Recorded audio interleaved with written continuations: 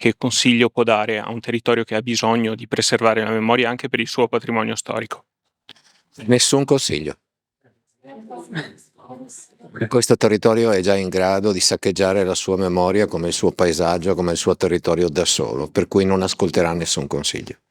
Il mio è uno spettacolo che prende in giro la memoria perché dopo aver lavorato per molto tempo su questo, credo che abbiamo anche consumato gli stimoli e adesso c'è bisogno di provocazioni, non di cullare la memoria, perché non mi faccio prendere in giro né da me stesso né dal mondo in cui vivo. Questo è un mondo che non ha bisogno di memoria, tranne che in certi momenti alcune persone ti ridanno la voglia di lavorare sulle cose. Non siamo tutti uguali, però in generale, insomma, non celebriamo memoria con il sottoscritto come se dovessi stare zitto su quello che non va.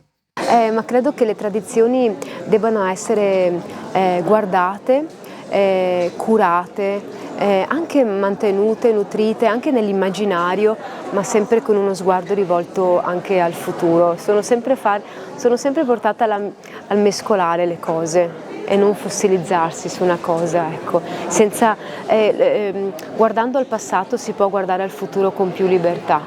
Beh, è un libro che parla molto di memoria, è un romanzo di formazione, però è un romanzo che parla anche di un'infanzia, che parla anche di una memoria, non dico storica, perché credo che la memoria non sia mai realmente condivisa, la memoria è sempre molto individuale, però abbiamo dei colori, dei suoni, delle sensazioni che contraddistinguono una determinata epoca.